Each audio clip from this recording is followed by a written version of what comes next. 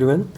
तो आज का टारगेट था रिवाइज़ करने का अनएम्प्लॉयमेंट का एंड स्किलिंग, और उसके बाद और भी टॉपिक्स थे इसमें, जैसे RFPR हो गया, डेमोग्राफिक डिविडेंड हो गया, और फिर तो वो तो है ही अनएम्प्लॉयमेंट रेट वगैरह। उसके बाद हाउ वी मेजर इट, उसके बाद टाइप ऑफ अनएम्प्लॉयमेंट हो गया, फिर शेप्स ऑफ रिकवरी हो गया, एम्प्लॉयमेंट इलास्टिसिटी हो गया एंड ऑल।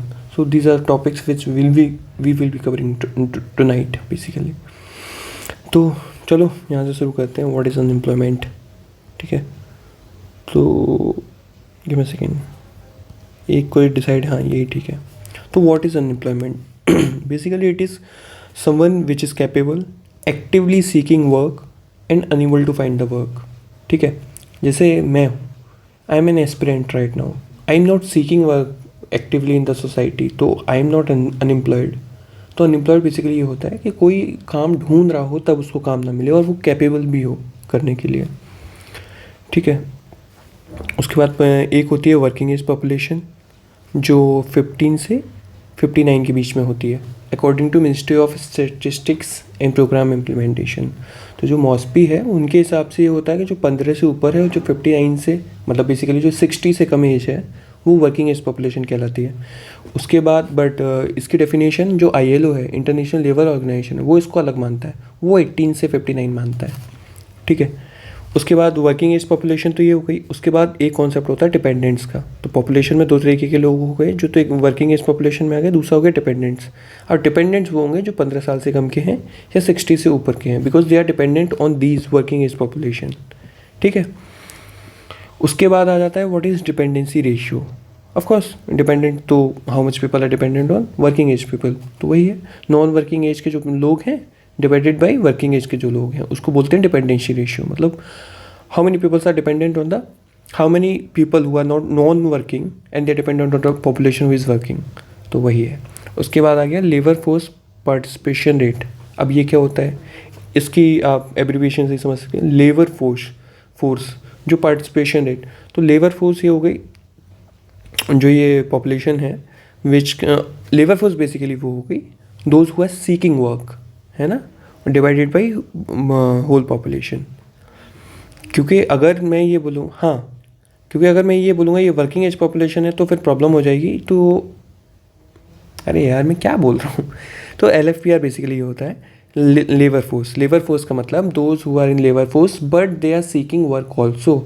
इसमें जो सीकिंग वर्क वाला कॉन्सेप्ट है वो भी ज़रूरी है, उन्हीं को बोलेंगे that they are in labour force. जैसे मैं हूँ, I am not in labour force right now because I am not seeking work, but I am in the working age population. तो इसमें अंतर है वर्किंग एज पॉपुलेशन में और labour force में, divided by population. This is labour force participation rate. अब अच्छे से आता था, मैं क्यों पता नहीं फ्लम्बल कर जाता हूँ कभी अभी। उसके बाद आ गया अनएम्प्लॉयमेंट। चलो पहले ये देख लें वर्किंग, अब आ गया WPR। तो इसको भी वर्ड से ही आप अपन देखते हैं, working those who are working divided by population ratio, ठीक है। तो those who are employed and divided population in 2000, these are working worker population ratio, ठीक है। तो इसमें LFPR में क्या क्या हो गया, LFPR कंसिस्ट ऑफ एम्प्लॉयड और अनएम्प्लॉयड पीपल ऑल्सो, ठीक है, और डिवाइडेड बाई होल पॉपुलेशन, और बट इसमें सिर्फ एम्प्लॉयड अपॉन पॉपुलेशन हो जाएगा। अब let's talk about elephant in the room, what is unemployment. Unemployment को अपन मेजर कैसे करते हैं? तो basically unemployed means the number of unemployed people divided by labour force. So labour force basically जो मैंने अभी बात की, those who are employed in plus unemployed also, ठीक है। उसके बाद कॉन्सेप्ट आता है अगला डेमोग्राफिक डिविडेंड का, ठीक है, डेमोग्राफिक डिविडेंड। अब ये क्या होता है? तो डिविडेंड का मतलब हम लोग सब जानते हैं, दैट इज़ अ प्रॉफिट, ठीक है। तो डेमोग्राफी का मतलब the population who is young, so how you can utilise it for the economy, ठीक है, to get the benefit of it out of it, ठीक है। तो पॉपुलेशन एक तो यंग होनी चाहिए, हेल्दी होनी चाहिए, वर्किंग एज पॉपुलेशन। तो इंडिया की जो वर्किंग एज पॉपुलेशन है वो अभी ज़्यादा है, तो we still have the chance to reap the fruits out of it. Like अपनी मीडियन एज अभी 29 है, which is if you go for the China and the USA, उनकी काफ़ी हायर लाइक 37 और 40 की समथिंग है, ठीक है। तो हमारे पास वर्किंग एज पॉपुलेशन बहुत ज़्यादा है, जिसका हम लोग बहुत अच्छे से यूज़ कर सकते हैं to be a develop country in the future. और ये 2050 और 60 तक रहेगी। उसके बाद जो अपनी पॉपुलेशन है वो एजिड होना स्टार्ट हो जाएगी, ठीक है। और इसको अगर आपको इसमें बेनिफिट्स रीप करने हैं तो you have to upskill the population, है ना। तभी अगर आपने इनको अपस्किल नहीं किया तो फिर demographic dividend will turn into demographic disaster, ठीक है। तो अपस्किलिंग ज़रूरी है, इसलिए स्किलिंग पे गवर्नमेंट इतना फोकस करती है। उसके बाद ये देखते हैं कि how we measure the unemployment in India, ठीक है। तो सबसे पहले कौन देखता है, ministry of statistics and programme implementation. इसके अंदर होता है NSSO, इसकी फुल फॉर्म होती है नेशनल स्टैटिस्टिकल सैम्पल ऑफिस। नहीं मैं कुछ गलत बता रहा हूँ, वेट, क्या होता है इसका NSSO का, इसका होता है I think national sample survey office, ऐसे ही करके होता है, ठीक है। तो बेसिकली ये ज़्यादा याद रखना पड़ता है कि मतलब मॉस्पी देखता है इसको, ठीक है। अनएम्प्लॉयमेंट सर्वे करते हैं कौन, NSSO के ऑफिशियल्स, वो घर घर जाके जो वर्किंग एज पॉपुलेशन है उनसे क्वेश्चन करते हैं अलग अलग कि आप एम्प्लॉयड हैं नहीं हैं, आप अगर एम्प्लॉयड हैं तो कहाँ एम्प्लॉयड है, आपको कितने घंटे का काम मिलता है, वो सब है। तो पहले ये था, मतलब अब ये हो गया है, NSO हो गया है। पहले ये 2 एजेंसीज थी इसी के अंदर, मतलब ये NSO और CSO को मिला के NSO बना दिया है। तो NSO डेटा कलेक्ट करता है और CSO जो होता है present data in useful form, ठीक है। उसके बाद इसमें एक कॉन्सेप्ट आता है which is a different concept, randomised control trial. इसको कैसे करते हैं, तो इसको अपन लोग यूज़ कर सकते हैं अनएम्प्लॉयमेंट देखने के लिए कि सोसाइटी में कितना अनएम्प्लॉयमेंट है, बट ये डायरेक्टली कोई मेज़र नहीं करता है अनएम्प्लॉयड को, ठीक है। ये यूज़ कैसे होता है, measure the effectiveness policy of, अब इसमें ये है, ये कैसे यूज़ होता है, जैसे आपने 4 डिस्ट्रिक्ट्स ली, ठीक है, उनमें आपको देखना कि अनएम्प्लॉयमेंट कितना है और आपने कोई पॉलिसी चलाई और उसका इफेक्ट देखना चाहते हैं। तो इसमें जो 2 हैं उन पे तो आप कुछ नहीं करेंगे, हाँ चलो यहाँ लिखा हुआ है जो ट्रीटमेंट ग्रुप है, एक इसमें जैसे 2 डिस्ट्रिक्ट आपने यहाँ डाल दी, 2 यहाँ डाल दी, तो एक तो कंट्रोल ग्रुप होगा जिसमें एक तो कंट्रोल ग्रुप होगा, हाँ, जिसमें कोई इंटरवेंशन नहीं करेंगे आप, जैसा चल रहा है वहाँ काम वैसा ही चलने देंगे, है ना। और दूसरा ये है वहाँ पे इंटरवेंशन करेंगे ट्रीटमेंट ग्रुप में, वहाँ पे जैसे आप स्किलिंग करेंगे लोगों की, ठीक है, लोगों को क्रेडिट देंगे बिजनेस करने के लिए, है ना, गिग इकोनॉमी वहाँ पे बढ़ेगी। तो this is what intervention looks like. But control group में कुछ नहीं करेंगे, उसको बस कंट्रोल तरीके से देखेंगे आप, उसके बाद जो रिजल्ट निकलेगा उसको आप कंपेयर करेंगे। तो इससे बेसिकली ये पता लगता है कि अगर आप कोई पॉलिसी है, जैसे आप अनएम्प्लॉयमेंट को कम करना चाहते हैं, तो वो पॉलिसी कितना इफेक्टिव है। तो ये छोटे छोटे एरिया में पहले करके देखी जाती है, जैसे पायलट प्रोजेक्ट बोलते हैं, ठीक है। जैसे कोई भी अगर गवर्नमेंट अगर कोई पॉलिसी लेके आ रही है तो उसको सबसे पहले पायलट प्रोजेक्ट चलाती है कुछ कम एरिया में ऐसे, तो उसमें रेंडमाइज कंट्रोल ट्रायल काफ़ी काम आता है, तो उसकी इफेक्टिवनेस दिखती है उसकी, ठीक है। इसने इनको इसका कॉन्सेप्ट दिया था अभिजीत बनर्जी ने, इनको नोबेल प्राइज़ भी मिला इन इकोनॉमिक साइंसेस 2019 में। इन्होंने पॉवर्टी के फील्ड में ये यूज़ किया था, ठीक है। पॉवर्टी के फील्ड में इन्होंने कैसे यूज़ किया था, जैसे पॉवर्टी एलिवेशन प्रोग्राम थे तो उनको एक में चलाया एक में नहीं चलाया, फिर ये देखा जस्ट इकोनॉमी जैसे ही टाइम पास हो रहा है तो इकोनॉमी में वैसे ही मतलब ग्रोथ हो रही है, तो क्या जो पॉलिसीज चल रही हैं उनका रियल में इफेक्ट है या नहीं है। तो एक को ट्रीटमेंट ग्रुप में डाला होगा और कुछ डिस्ट्रिक्ट को कंट्रोल ग्रुप में डाला होगा, उसके बाद ये देखा होगा कि कितना इफेक्ट पड़ रहा है पॉलिसीज़ का। तो ये इफेक्टिवनेस देखते हैं, basically it measure the effectiveness of policies that reduces unemployment और the policy in that case, ठीक है। अब एम्प्लॉयड को आप कैसे डिफाइन करेंगे, है ना, which is big task, you know. तो इसको देखते हैं। 2017 में चेंजेस हुए थे, उससे पहले क्या हुआ है वो अपन को जानने की ज़रूरत नहीं है, बट 2017 में ये चेंजेस हुए थे कि हम we have shifted to the PLFS, ठीक है, पीरियोडिक लेबर फोर्स सर्वे, जो हर 3 महीने में होता है अर्बन में, ठीक है, और हर 1 साल में होता है रूरल में। मैं दोबारा रिपीट करूँगा कि जो PLFS सर्वे होता है, PLF सर्वे होता है वो हर 3 महीने में मतलब साल में 4 बार होता है अर्बन में। और ये क्या क्या देखता है जाके, it goes and sees the current weekly status, ठीक है, इसको अपन बाद में देखेंगे। और जो रूरल में होता है ये 1 ईयर वो 1 साल में 1 बार होता है। अब PLFS पे हम लोग क्यों शिफ्ट हो गए, पहले किसी और पे थे, अब PLFS पे हैं बेसिकली क्योंकि इसका शॉर्ट रिकॉल पीरियड है, ठीक है, क्यों हर 3 महीने में हो रहा है तो लोगों को पता होता है पिछले 3 महीने में उनकी लाइफ में क्या हुआ है, वो एम्प्लॉयड है नहीं है, एम्प्लॉयड हैं तो कौन से सेक्टर में है, इनफॉर्मल सेक्टर में है, अनऑर्गेनाइज सेक्टर में है या फॉर्मल में, वॉट एवर इट इज़। ठीक है, सैम्पल साइज़ आपका बढ़ जाता है, उसका टेक्नोलॉजी यूज़ ज़्यादा हो जाती है, क्योंकि टेक्नोलॉजी इतनी जल्दी अपग्रेड हो रही है तो वो गवर्नेंस में अच्छे से यूज़ होती है, तो हमारे पास डेटा जो होता है वो अच्छे से आता है, और जब डेटा अच्छे से होता है तो पॉलिसी मेकिंग में बहुत हेल्प हो जाती है। ठीक है, अब ये PLFS करता क्या है, ये दो चीज़ें देखता है, एक तो यूजुअल स्टेटस देखता है, एक करंट वीकली स्टेटस देखता है। ठीक है, अब अपन देखते हैं कि ये होता क्या है, ये तब से यहाँ भी लिखा हुआ है, ठीक है, यहाँ भी लिखा हुआ है, यहाँ भी लिखा हुआ है। अब ये देखते हैं क्या है।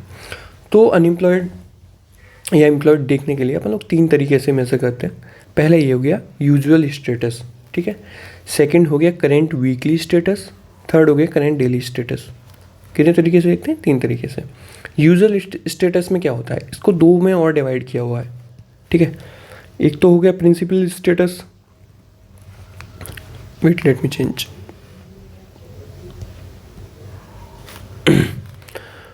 तो जो यूजुअल स्टेटस है इसको 2 में डिवाइड किया गया है, तो प्रिंसिपल स्टेटस, ठीक है, और दूसरा हो गया सब्सिडियरी। अब देखो इनका मतलब मैं समझाता हूँ। देखो सबसे पहले तो ये देखते हैं कि लेबर फोर्स में लोग कौन होते हैं। अभी मैंने लेबर फोर्स में क्या बताया, लेबर फोर्स वो होते हैं जो लोग एक्टिवली वर्क सीख कर रहे होते हैं, they can be employed, they can be unemployed. तो लेबर फोर्स पार्टिसिपेशन रेट में अपन ने यही देखा था कि वर्किंग एज पॉपुलेशन के अंदर जो लोग वर्क ढूंढ रहे होते हैं वो लेबर फोर्स में आते हैं। तो अगर कोई लेबर फोर्स में है और वो more than 182 days which mean majority of the time in a year is actively seeking work, then they are called in labour force. ठीक है, अब प्रिंसिपल स्टेटस में क्या होता है, if they find the work more than the majority of time. ठीक है, एक तो सबसे पहली कंडीशन ये है कि वो 182 से ज़्यादा दिन तक काम ढूंढ रहे हो।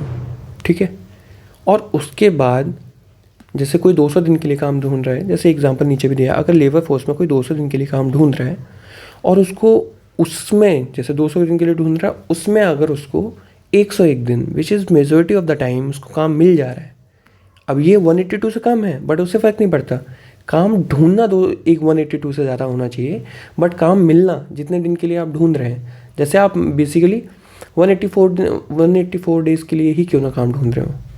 ठीक है, और अगर आपको इसमें से आधे टाइम से ज़्यादा जैसे 93 डेज़ भी काम मिल गया आपको, तो भी आप प्रिंसिपली स्टेटस एम्प्लॉयड कहलाएंगे।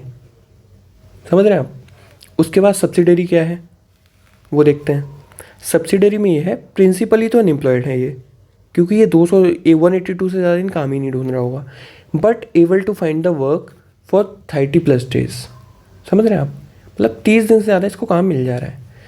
तो अभी अपन ने क्या देखा कि अगर कोई 200 दिन काम ढूंढ रहा है लेबर फोर्स में, तो वो प्रिंसिपल स्टेटस उसका मतलब एम्प्लॉयड है वो। ठीक है, क्योंकि उसको इसका मेजॉरिटी ऑफ द टाइम काम मिल रहा है।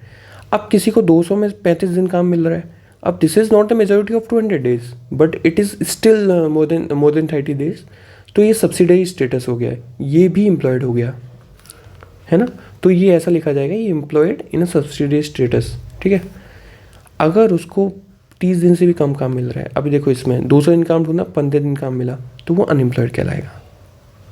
तो अपन ने क्या देखा, एक होता है यूजुअल स्टेटस, ठीक है, उसमें प्रिंसिपल स्टेटस होता है काम ढूंढना चाहिए 182 डेज प्लस से, और उसमें मेजॉरिटी ऑफ द टाइम आपको काम मिलना चाहिए। सब्सिडरी स्टेटस में क्या होता है कि आपको 30+ डेज काम मिलना चाहिए।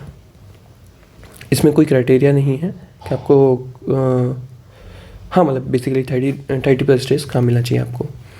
तो यूजुअल स्टेटस पहला अपन ने देख लिया। दूसरा क्या हो गया, करेंट वीकली स्टेटस। इसमें वीकली से बात चल रही है, तो सीधी बात है, person in labour force for the last 1 week, पिछले 7 दिन से वो काम ढूंढ रहा होना चाहिए पहली बात तो। ठीक है, और उसको काम मिल जाए कितना, 1 आवर ऑन एनी डे। आप समझ रहे हैं, 7 डेज में सिर्फ 1 घंटे काम मिल जाए किसी भी दिन, पर डे नहीं, सिर्फ 1 घंटे किसी भी दिन भी काम मिल जाए, तो भी उसको अपन लोग एम्प्लॉयड बोल देते हैं। ठीक है, करेंट वीकली स्टेटस के हिसाब से। अब इसके डिमेरिट्स तो हैं ही, do not use majority time criteria. ऐसा नहीं है कि 7 में से 4 दिन काम मिलना चाहिए, नहीं, 1 घंटे काम मिल जाए किसी भी दिन। Sensitive to timings.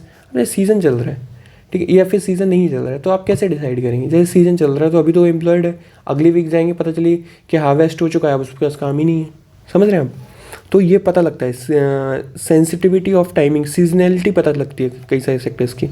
Unemployment rate अब ऑफकोर्स CWS में ज़्यादा होगा, है ना। अब आप किसी से पूछें, इफ़ यू आस्क एनीबडी कि उसको पिछले 182 डेज़ में काम कितना मिला, तो ऑफकोर्स रिकॉल पीरियड बहुत बड़ा है तो उसको याद नहीं होगा। बट करंट वीकली स्टेटस, इसलिए इसमें जो अनएम्प्लॉयमेंट होता है वो ज़्यादा होता है, पता लगता है ना। कोई जैसे इस वीक में अनएम्प्लॉयड है और इसी टाइम आप सर्वे करने पहुंच गए, उसके अगले ही वीक में उसको काम मिल गया। तो जो यूजुअल स्टेटस होता है बेसिकली उसमें ज़्यादा लोग अनएम्प्लॉयड नहीं दिखते हैं। करंट वीकली स्टेटस ज़्यादा सेंसिटिव होता है, उसमें ज़्यादा लोग दिखते हैं कि अनएम्प्लॉयड हैं। तीसरा होता है करंट डेली स्टेटस। अब डेली स्टेटस में बेसिकली क्या होता है कि 1 डे, अगर किसी को एक दिन काम है उसमें दे सी कि how much work they are doing in a day. Like if they are doing more than 4 hours तो they are 100% employed. If they are doing the work in 1 and 4 hours then they are 80% employed. If they are doing the work less than 1 hour then they will be called unemployed. अब daily status का फ़ायदा क्या होता है? Daily status का फ़ायदा ये होता है कि 7 डेज़ होते हैं तो इसमें इंटेंसिटी ऑफ द वर्क पता लग जाती है, ठीक है, कि कितनी इंटेंसिटी से काम मिल रहा है। अब ये है जैसे एक दिन का काम मिल रहा है, अब काम ही 2 घंटे का मिल रहा है तो फिर जिस कंस्ट्रक्शन वर्कर है उसको 2 ही घंटे का काम मिल रहा है तो दिस इज़ द इशू, ठीक है। तो वो 80% एम्प्लॉयड है, उसको आप एम्प्लॉयड नहीं बोल सकते। और कभी किसी को 1 घंटे से ही कम काम मिल रहा है। अब इसको यूज़ कौन करता है? ये जो CDS होता है इसको यूज़ कौन करता है? This has been used by the CIME, like centre for monitoring Indian economy. They use this data for the to see the intensity of employment in the economy, ठीक है। So what we have seen till now, we have seen what is employment and unemployment and how we measure it. उसके बाद आता है what is the reason for unemployment in India. So there are basically 3 reasons that we see. There are broadly 3 reasons, like macroeconomic issues specific to the economy and the time, and they are specific to a person also, ठीक है।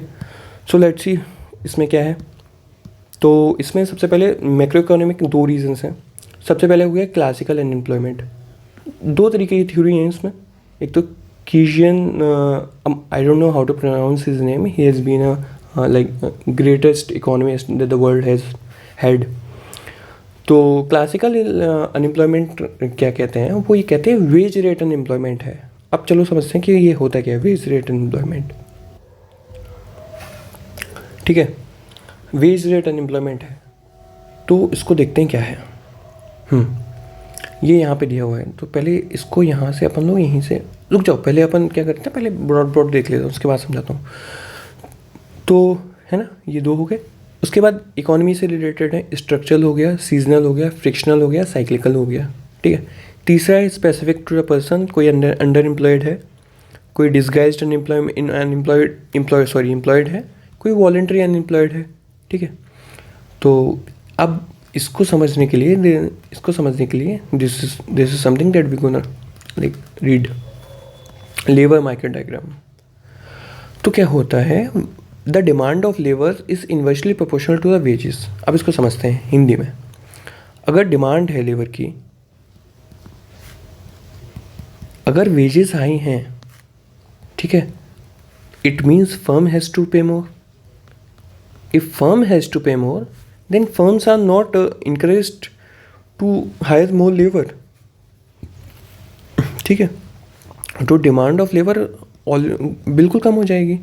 अगर as a firm ज़्यादा wages देने पड़ रहे हैं तो मैं तो फिर कम ही लोगों को हायर करूँगा ना, ठीक है। बट जैसे ही वेजेस बढ़ते दिखते हैं सप्लाई ऑफ लेबर इंक्रीजेस, है ना, लोग काम करने आ जाते हैं। किसी को अगर जैसे मैं हूँ, मैंने वेजेस बढ़ाए अपनी कंपनी में तो और सारे लोग आ गए, है ना, काम करने। तो क्या है कि demand of labour is inversely proportional to the wages but supply of labour is directly proportional. अब इसमें होता क्या है कि जो अगर इस हिसाब से काम चले, जैसे इन 2 लॉज के हिसाब से काम चले, तो मार्केट अपनी तरीके से ऑपरेट करे, ठीक है। Like this is a demand graph, this is demand of labour and this is supply of labour. तो this is what the equilibrium looks like. तो यहाँ पे आके मार्केट बढ़िया से परफॉर्म करे, है ना। तो कोई अनएम्प्लॉयमेंट हो ही ना। But this is not what happens in a reality, because companies को तो ये है ना कि कम से कम में लेबर मिल जाए, और लेबर फिर वो इतना उसको परेशान करते हैं, इतने कम पे रखते हैं कि अनएम्प्लॉयमेंट तो ख़त्म हो जाता है बट वेज रेट बिल्कुल कम चले जाते हैं। Then the government comes in. तो गवर्नमेंट क्या आती है, गवर्नमेंट आके यहाँ पे मिनिमम वेज लगा देती है ना, जो अपन ने पढ़ा था अभी पिछले उसमें, प्राइस फ्लोर, है ना, प्राइस सीलिंग प्राइस फ्लोर अपन ने पढ़ा था। तो अब गवर्नमेंट प्राइस फ्लोर लगा देती है आके कि देखो इतना तो आपको पैसे देने ही पड़ेंगे, this is a living veg, इससे कम में आप काम करा ही नहीं सकते, ठीक है। तो इसमें क्या था कि जैसे अगर यहाँ पे देखें अपन, तो मार्केट अभी यहाँ पे ऑपरेट कर रहा था, this was the demand, give me a second, so this was the demand and this was the supply, so the market was operating here basically, हाँ, so the market was operating here. But हुआ क्या, government ने ये minimum wage introduce कर दिया, तो फिर जो यहाँ पे एट मिनिमम वेज पे क्या हो गया, जो L2 तो सप्लाई हो गई, अब जैसे सप्लाई ग्राफ था ये वाला, तो ये L2 तो सप्लाई हो गई, बट L1 डिमांड हो गई, ये डिमांड था, ये रेड में इधर आ रहा है, तो this was L1 was demand, ठीक है। तो L2 माइनस L1, तो इसमें क्या हो जाएगा कि लेबर एक्सेस हो गई, है ना, आप समझ रहे हैं कि अब लेबर एक्सेस हो गई बट कोई हायर ही नहीं करना चाह रहा है, तो इस वजह से अनएम्प्लॉयमेंट क्रिएट होता है। This is what the classical economist says कि वेज रेट अनएम्प्लॉयमेंट है। अगर आप मार्केट को फ्रीली ऑपरेट करने देंगे तो फिर ऐसी प्रॉब्लम नहीं आएगी, बट ऐसा काफ़ी दिन चला नहीं, ठीक है। चलो इसमें देखते हैं, देखो ये लिखा हुआ है क्लासिकल, इन्होंने बोला unemployment is due to the minimum wage and the labor unions, because labor unions are striking, वो स्ट्राइक पे हैं, ठीक है, एंड दे वांट कि वेजेस बढ़े, बट फर्म्स हायर नहीं करेंगी उसके बाद, तो दिस इज़ अ प्रॉब्लम। तो इक्विलिब्रियम लेवल पहुंचता ही नहीं है ना। अनएम्प्लॉयमेंट वेज रेट इसको बोलते हैं, है ना, unemployment because of wage rate. अब ये क्या हुआ कि इन्होंने बोला कि शॉर्ट रन में तो वेजेस मूव करेंगे नहीं, बट लॉन्ग रन में अगर ऐसा रहेगा, अगर ये इक्विलिब्रियम आप आने देंगे, इक्विलिब्रियम अगर आप आने देंगे, तो लॉन्ग रन में क्या होगा कि इवेंचुअली ये सेटलमेंट हो जाएगा, है ना, वेजेस बढ़ जाएंगे। फिर सब लोगों ने कहा ठीक है, तो अभी अपन क्या बात कर रहे हैं, क्लासिकल इकोनॉमिस्ट ये बात बोल रहे हैं कि वेज रेट का इशू है, और इन द लॉन्ग रन अगर आप लेज़े फेयर, जैसे French word, I don't know how to pronounce it, तो अगर आप फ्री मार्केट रखेंगे, इसका मतलब होता है free market, like government is not interfering in the market, ठीक है। तो इन्होंने बेसिकली ये बोला कि लॉन्ग रन में सब कुछ सेटल हो जाएगा, कोई इशू नहीं होगा, but then the issue comes of great depression 1929 of United State of America, ठीक है। अब क्लासिकल जो इकोनॉमिस्ट थे उन्होंने बोला कि वही फ्री मार्केट वाला हवाला दे दिया, कैसे सॉल्व होगा। फिर आए भाई साहब नए, है ना, फिर किंग्स आए, इन्होंने ये बोला कि इन द लॉन्ग रन अगर आपने वेज रेट वाला इशू सॉल्व नहीं किया, we all will be dead, ठीक है। अब यहाँ से अपन पढ़ेंगे कि इनका क्या कहना है अनएम्प्लॉयमेंट को लेके, इनके क्या सोल्यूशंस हैं अनएम्प्लॉयमेंट को लेके, ठीक है। केज़ियन थ्योरी की ये है, ये बोल रहे हैं कि जो अनएम्प्लॉयमेंट है उसका वेज रेट का इशू तो है ही है, और भी एक इशू है जो हम लोग फोकस नहीं कर रहे हैं, that is due to the aggregate demand is decreasing. अब इसको देखते हैं कैसे, एग्रीगेट डिमांड कम हो रही है सोसाइटी में, इसलिए firms do not want to employ people. देखो अगर डिमांड अच्छी होगी इकोनॉमी में, the aggregate demand is more, then of course firms wants to produce more, they want to earn more, they want more profit, ठीक है। But यहाँ पर problem क्या आ रही है, दे आर सेइंग, मतलब ही saying due to a decrease in aggregate demand firms are not employing people. तो डिमांड डेफिसिट अनएम्प्लॉयमेंट है ये, वेज रेट एम्प्लॉयमेंट नहीं है, डिमांड डेफिसिट चल रही है। इन्होंने ये समझाया कि एक इकोनॉमी है, ठीक है, वो जो ऐसे चल रही थी, जो एवरेज उसका ग्रोथ रेट था, ऐसी इकोनॉमी चलती ही नहीं है। इकोनॉमियाँ चलती हैं, कहीं ग्रोथ हो रही है, कहीं स्लो डाउन हो रहा है, स्लो हो रही है, फिर रिसेशन हो रहा है, फिर रिकवरी हो रही है, ठीक है। तो उन्होंने ये बोला कि जो ग्रोथ है, अगर इकोनॉमी में ग्रोथ हो रही है, ग्रोथ कैसे होगी, जीडीपी से होगी। जीडीपी कैसे बढ़ेगी, जब एग्रीगेट डिमांड बढ़ेगी, because then firms will produce more and the number eventually increases. तो ग्रोथ होगी तो एग्रीगेट डिमांड भी बढ़ेगी। अगर इकोनॉमी में स्लो डाउन होगा तो एग्रीगेट डिमांड क्रैश डाउन करेगी। जब एग्रीगेट डिमांड ही क्रैश डाउन करेगी तो firms do not want to employ people, तो फिर जो अनएम्प्लॉयमेंट है वो बेसिकली बढ़ ही जाएगा, है ना। अब पूरी पिक्चर यहाँ पे बन रही है कि कैसे एग्रीगेट डिमांड कम हो रही है, फर्म्स उसके बाद प्रोड्यूस नहीं करना चाह रही हैं और इस वजह से अनएम्प्लॉयमेंट बढ़ रहा है। तो इनके हिसाब से ये है इनके हिसाब से ये है कि इंटरवेंशन अगर आपको करना है, if the government do want to interview then they should be focusing on more increase the growth rate, है ना। बट यहाँ पे क्या होता है कि इकोनॉमी जो होती है, अब इसमें तो ये आप ऐसे बना दिया आपने कि ग्रोथ हो रही है, रिसेशन हो रहा, बट इकोनॉमी बेसिकली ऐसे चलती है। We do not know where we are, है ना। हमें पता ही नहीं होता कि हमारी इकोनॉमी चल कहाँ पे रही है, नहीं बता सकते आप बेसिकली। तो इसलिए वो क्या करते हैं, तो इसलिए गवर्नमेंट को हमेशा ग्रोथ रेट पे ही ध्यान देना चाहिए। दे आर लाइक आप इस फिगर में कहीं पे भी हों, आपको हमेशा ग्रोथ पे ही फोकस करना चाहिए, जिससे कि उसके तभी तो आप अनएम्प्लॉयमेंट कम कर पाएंगे।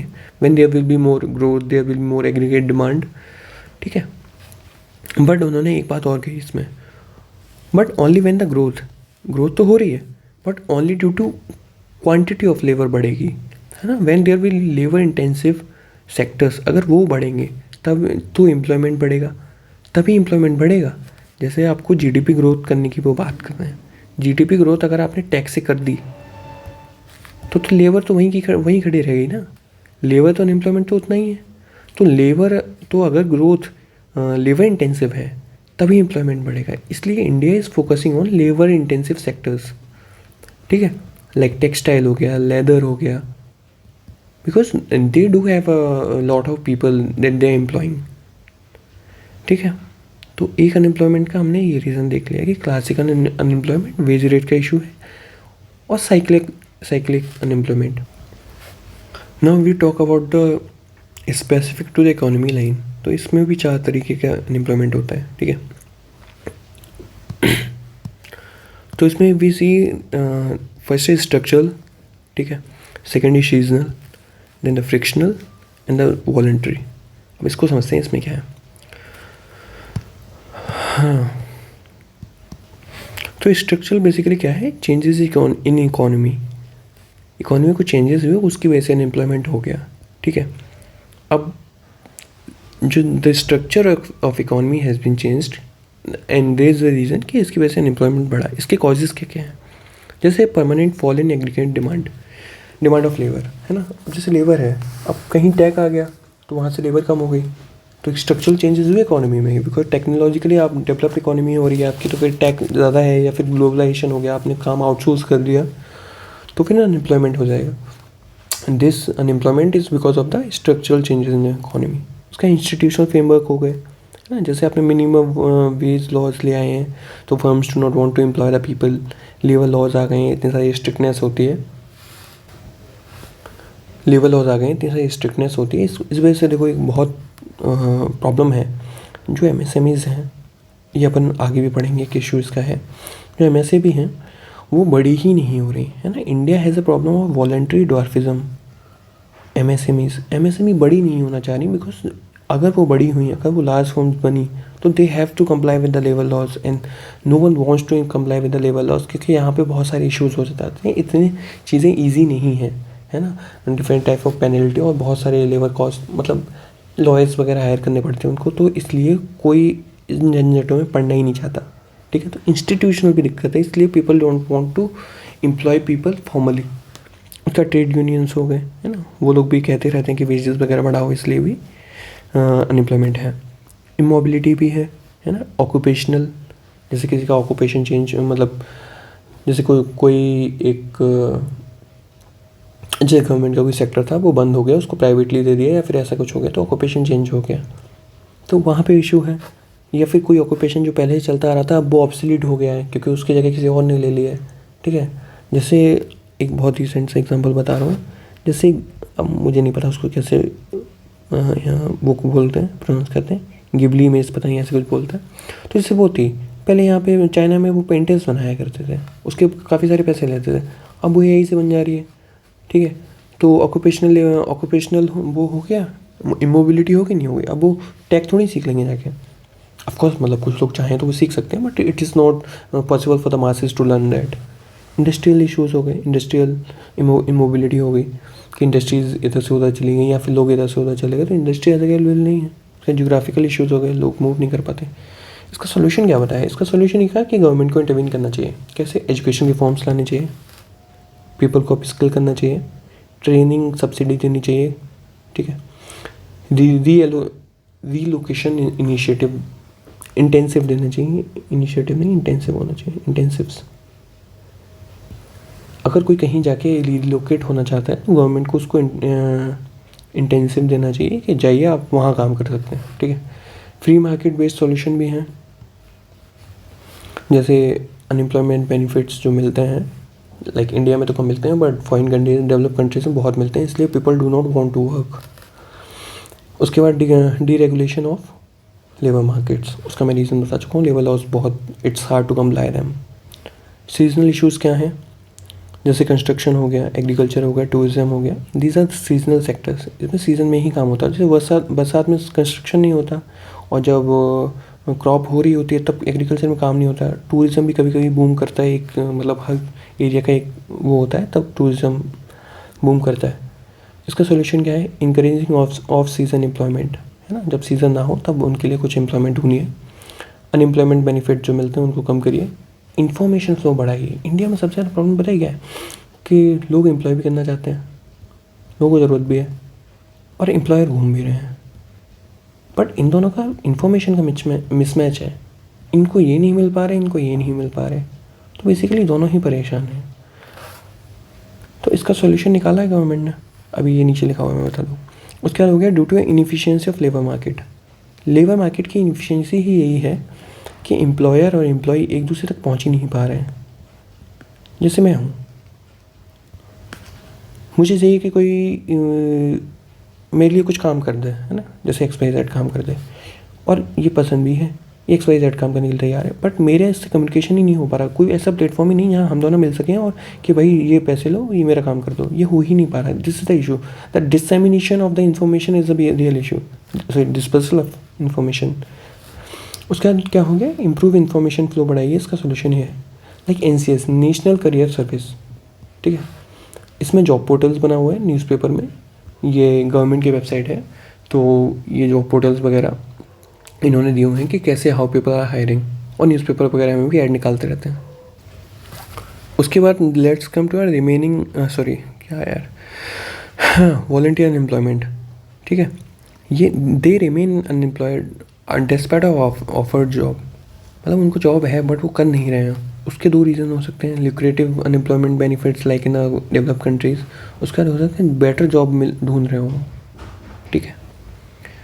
उसके बाद इस पर कुछ और तरीके के अनएम्प्लॉयमेंट होते हैं, like under employment, worker do not utilise their full skill, है ना, मतलब इतना उनकी स्किल ज़्यादा है बट वो कुछ छोटा काम कर रहे हैं, मतलब काम कोई छोटा नहीं हो रहा बट उनकी स्किल की प्रॉपर नहीं है।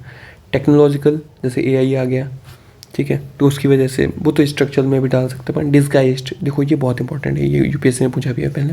डिस्गाइज्ड एम्प्लॉयमेंट क्या होता है कि अगर जैसे 10 लोगों का काम है, वहाँ पे 12 लोग काम करते हैं, तो ये 2 लोगों की जो मार्जिनल आउटपुट होगा वो तो जीरो ही हो जाएगा ना। काम तो 10 ही हो रहा है, वो 10 लोग कर ले रहे थे पहले, जैसे 10 यूनिट काम होना था 10 लोग कर ले रहे थे एक एफिशिएंसी के साथ में, ये 2 लोग उसी में फालतू आ रखे हैं। और ये सबसे ज़्यादा एग्रीकल्चर सेक्टर में देखा जाता है। कोविड में क्या हुआ? कोविड में जब लोगों की जॉब चली गई तो लोग घर चले गए, वो लोग उसमें फार्म्स में काम करने लगे, तो गवर्नमेंट कह रही है कि अनएम्प्लॉयमेंट इतना है ही नहीं। अरे भाई साहब, ये डिस्गाइज्ड अनएम्प्लॉयमेंट की बात कौन करेगा कि जो लोग फार्म में इतनी ज़रूरत ही नहीं थी वहाँ पे वो चला गया। अब इसका रीज़न अपन फार्म वाला ना बहुत अच्छे से पढ़ेंगे अभी आगे एम्प्लॉयमेंट इलास्टिसिटी में, ठीक है। उसके बाद एक ये टॉपिक है जो एक एक्स्ट्रा टॉपिक है, and that is agriculture demand, और सॉरी एग्रीकल्चर ही दिमाग में चल रहा है, एग्रीगेट डिमांड और एग्रीगेट सप्लाई मॉडल, ठीक है। यहाँ पे क्या होता है, अगर बिलो फुल एम्प्लॉयमेंट है, अगर जो मतलब एम्प्लॉयमेंट नहीं है फुल, है ना, कुछ लोग अनएम्प्लॉयड घूम रहे हैं, which is more then natural rate तो मैंने बताया है ना, जैसे वेज रेट, सॉरी, जैसे वेज रेट अनएम्प्लॉयमेंट था, ये तो नेचुरल हो गया, ठीक है। बट उससे भी अगर अनएम्प्लॉयमेंट ज़्यादा है, ठीक है, तो रिसेशनरी गैप आ जाएगा। रिसेशनरी गैप का मतलब ये हो गया GDP will be less than potential GDP. नहीं यार, हाँ बेसिकली तो यहाँ पे सारे लोग एम्प्लॉयड ही नहीं हैं, तो you have you have huge population who is unemployed. तो जो जीडीपी है वो कम ही तो रहेगी पोटेंशियल जीडीपी से। अगर ये लोग भी एम्प्लॉयड हो जाते तो आपकी पोटेंशियल जीडीपी बढ़ जाती, मतलब आप पोटेंशियल जीडीपी पे ऑपरेट करते हैं। बट अब ये ऐसा नहीं है, बिकॉज रिसेशनरी गैप चल रहा है, लोग काम ही नहीं कर रहे हैं। और रिसेशन कब आता है? When there is a decrease in aggregate demand, ठीक है। उसके बाद आ गया सेकंड, आ गया फुल एम्प्लॉयमेंट। अगर फुल एम्प्लॉयमेंट है तो कोई बात ही नहीं है ना। अनएम्प्लॉयमेंट जो होगा वो नेचुरल रेट की तरह होगा, है ना। और जो जीडीपी है वो पोटेंशियल जीडीपी ऑपरेट कर रही होगी। अगर फुल पोटेंशियल से अगर ज़्यादा पे ऑपरेट कर रही है तो क्या होगा? अनएम्प्लॉयमेंट कम होगा नेचुरल रेट से, जो नेचुरल रेट होना चाहिए उससे भी कम अनएम्प्लॉयमेंट है। और GDP will be more than potential GDP. Basically जो आपका पोटेंशियल जीडीपी होना चाहिए था, बट ये जो आपका ग्राफ है वो यहाँ पे जा रहा है, like this is your potential GDP, this supply, sorry अरे अच्छे से बना देता हूँ, this is supply, sorry this is demand and this is supply. क्यों सीधी लाइन नहीं बनती इसमें? अरे भाई साहब, अब सब सीधा बनेगा।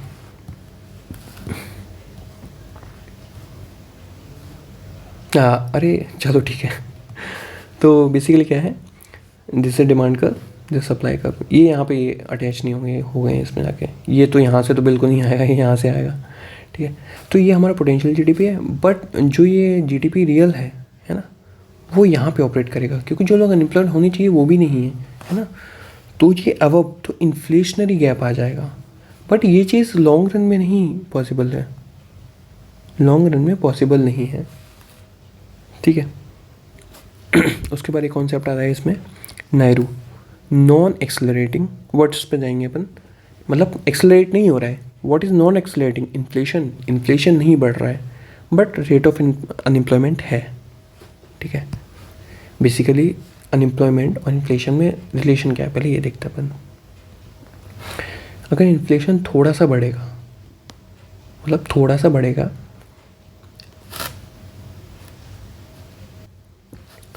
इन्फ्लेशन कब बढ़ता है? जब डिमांड ज़्यादा होती है किसी चीज़ की। जब एग्रीगेट डिमांड ज़्यादा होगी तो इन्फ्लेशन थोड़ा सा बढ़ेगा, क्योंकि सप्लाई का शॉर्टेज हो जाएगा। उसको पूरा करने के लिए जो वर्कर्स हैं, firms will hire more workers to produce, है ना। टू एग्रीगेट सप्लाई बढ़ाने के लिए firms will hire more workers. तो जब इन्फ्लेशन अगर थोड़ा रेट से बढ़ रहा है तो अनएम्प्लॉयमेंट कम होगा, क्योंकि डिमांड बढ़ रही है। उसको पूरा करने के लिए लोग, firms will hire more people, ठीक है। अब इसमें देखते हैं, मिनिमम अनएम्प्लॉयमेंट एट विच इन्फ्लेशन रिमेन स्टेबल। इन्फ्लेशन थोड़ा ही बढ़ रहा है फिर स्टेबल है, उसको बोलते हैं हम लोग नायरू। ये रहता ही रहता है rate of unemployment after wage rate और साइक्लिकल फैक्टर्स को अगर प्लेड आउट हो जाए वो पहले से, उसके बाद भी जो अनएम्प्लॉयमेंट रह जाता है ना, जैसे इसका भी इशू सॉल्व हो जाए, इसका भी इशू सॉल्व हो जाए, उसके बाद भी जो रेट ऑफ अनएम्प्लॉयमेंट रह जाता है जिससे इन्फ्लेशन नहीं होता है, तो ये non accelerating inflation rate of unemployment. और ये क्यों होता है? ये बेसिकली होता है job matching takes time, job नहीं मिल पाती, एम्प्लॉय नहीं मिल पाते, स्किल डू नॉट मैच, है ना। इसका अपन पढ़ चुके हैं, चार तरीके का होता है, स्ट्रक्चरल हो गया, सीजनल हो गया, फ्रिक्शनल हो गया, वॉलंटरी हो गया, ठीक है। तो अभी तक अपन ने क्या देख लिया, चलो एक बार और अपन देख लेना। We have seen what is unemployment, demographic dividend, RCT, what is the employment, how you define it, usual status, CWS, current daily status, reason for the, 3 बड़े रीज़न होते हैं, उनको फर्दर डिवाइड किया गया है, ठीक है। लेबर मार्केट डायग्राम देख लिया, उसके बाद मैक्रो इकोनॉमिक रीज़न देख लिए हैं, थ्योरी देख लिया, उसके बाद टाइप देख लिए, structural, seasonal, frictional, voluntary, aggregate supply, aggregate demand model देख लिया, उसका नायरू देख लिया। अब अपने पास क्या बचा है? Employment elasticity. चलो इस पर आते हैं, ये क्या है। तो एम्प्लॉयमेंट इलास्टिसिटी होता है जो, तो हाउ डज दिस वर्क? तो कल ही मैंने इसको बताया था कि employment responsive to the GDP of growth. मतलब how much GDP is changing, how much percentage change in employment to the percentage change in GDP. GDP पे कितनी ग्रोथ हो रही है, उस पर एम्प्लॉयमेंट कितना बन पा रहा है ना। अगर किसी सेक्टर की एम्प्लॉयमेंट इलास्टिसिटी ज़्यादा है, मतलब ऊपर की वैल्यू बड़ी होनी चाहिए, नीचे की स्मॉल होनी चाहिए, तो it means the labour intensive growth. ठीक है, मतलब अगर नीचे वाली जो अगर जीडीपी कम बढ़ रही है, ठीक है, बट वो large number of people are hiring, employment ज़्यादा बढ़ रहा है, ये कहाँ हो सकता है? ये मैन्युफैक्चरिंग सेक्टर में बेसिकली होता है ना। इंडस्ट्री की एम्प्लॉयमेंट इलास्टिसिटी सबसे ज़्यादा होती है, ठीक है, क्योंकि हाँ मतलब ऑफकोर्स आप जैसे इंडस्ट्री लगाते हैं तो उसमें जीडीपी स्लो बढ़ता है, बट लोग ज़्यादा हायर हो जाते हैं। और जैसे इकोनॉमिक एम्प्लॉयमेंट इलास्टिसिटी अगर कम हो तो वो कैसे होगी? ऊपर वाली वैल्यू स्मॉल होनी चाहिए, नीचे वाली बड़ी होनी चाहिए, तो बेसिकली कैपिटल इंटेंसिव ग्रोथ होती है। अब जैसे सर्विस सेक्टर हो गया, सर्विस सेक्टर की लो होती है। सर्विस सेक्टर क्या है? अभी सर्विस सेक्टर की जो जीडीपी में कंट्रीब्यूशन है वो बहुत ज़्यादा है। मतलब जो नीचे वाली जीडीपी ग्रोथ है, नीचे वाली वैल्यू है, यहाँ पे आ जाओ, है ना, जो ग्रोथ जो नीचे वाली वैल्यू है वो बहुत बड़ी है, बट सर्विस सेक्टर में बहुत कम लोग काम करते हैं, तो ये कैपिटल इंटेंसिव ग्रोथ बोल सकते हैं, या फिर तो इसकी एम्प्लॉयमेंट इलास्टिसिटी कम हो गई। अगर आप बेसिकली अगर सोचें तो ऐसे ही हुआ। उसके बाद आ जाते हैं एग्रीकल्चर। एग्रीकल्चर की भी लो होती है, जबकि एग्रीकल्चर की लो क्यों होती है? अब देखो क्यों होती है, प्रोडक्टिविटी बेस्ड ग्रोथ होती है। अब जैसे एक लैंड है, उस पर कुछ ही प्रोडक्टिविटी होगी, है ना, उसमें ऐसा थोड़ी है कि अगर आप लोगों को ज़्यादा हायर कर लेंगे तो ज़्यादा प्रोडक्टिविटी हो जाएगी, ऐसा तो होगा नहीं। और दूसरी रीज़न ये है मैकेनाइजेशन हो रहा है ना, लोग ट्रैक्टर वगैरह से काम करते हैं। उसके बाद लैंड लेबर एब्जॉर्ब, मतलब एक लैंड है उस पर 4 लोग काम कर सकते हैं, ये कितने ही लेबर और एब्जॉर्ब कर सकती है ना। ऐसा तो नहीं 50 लोग आके यहाँ पे काम करने लगेंगे। तो इसकी भी जो एम्प्लॉयमेंट इलास्टिसिटी है वो लो है, कि जीडीपी में इसका धीरे धीरे बढ़ेगा, बट जीडीपी में बढ़ जाएगा, बट इतना ये लेबर नहीं ले पाएगी। उसका डिस्गाइज्ड अनएम्प्लॉयमेंट का इसीलिए इशू आता है। और सीजनल नेचर ऑफ वर्क है ना, हमेशा थोड़ी काम प्रोवाइड कराएगा ये, बट इंडस्ट्री चलती रहती है। तो इसलिए what India needs manufacturing based growth और अ लेबर इंटेंसिव ग्रोथ, ठीक है। उसके बाद कुछ इसमें टॉपिक्स हैं जो और इम्पोर्टेंट हो जाते हैं हमारे पढ़ने के लिए, वो जैसे ये है, एक्स्ट्रा टॉपिक्स हैं, ठीक है, चलो देखते हैं इनको। फर्स्ट है नेचर ऑफ एन एम्प्लॉयमेंट। अभी अपन लोगों ने बहुत सुना होगा कि फॉर्मल इनफॉर्मल ऑर्गेनाइजेशन वगैरह कैसे होता है। फॉर्मल इनफॉर्मल को अपन डिवाइड करते हैं on the basis of nature of employment, है ना। आप फॉर्मली हायर करते हैं, आप कैसे हायर करते हैं, ठीक है। बट ऑर्गेनाइज्ड और अनऑर्गेनाइज्ड का जो वो नेचर ऑफ ऑर्गेनाइजेशन पे डिपेंडेंट होता है। जैसे ऑर्गेनाइज सेक्टर में क्या होता है, फर्म्स जो होती हैं वो हायरिंग क्राइटेरिया होता है, एलिजिबिलिटी होती है, हायरार्की होती है, रूल्स और रिस्पॉन्सिबिलिटीज होती हैं। अनऑर्गेनाइज्ड में कुछ होता ही नहीं। जैसे स्ट्रीट वेंडर्स हैं, ठीक है, तो उनमें कोई हायरार्की ही नहीं, कुछ है ही नहीं, बस चल रहे हैं, अपना अपना काम कर रहे हैं, अपना अपना चला रहे हैं, ठीक है। वो ऑर्गेनाइज, तो ये नेचर ऑफ ऑर्गेनाइजेशन के ऊपर डिपेंड करता है, और ये नेचर ऑफ एम्प्लॉयमेंट के बेसिस पर वो करता है। उसके बाद एक बहुत इंपॉर्टेंट टॉपिक आता है, that is called labour laws.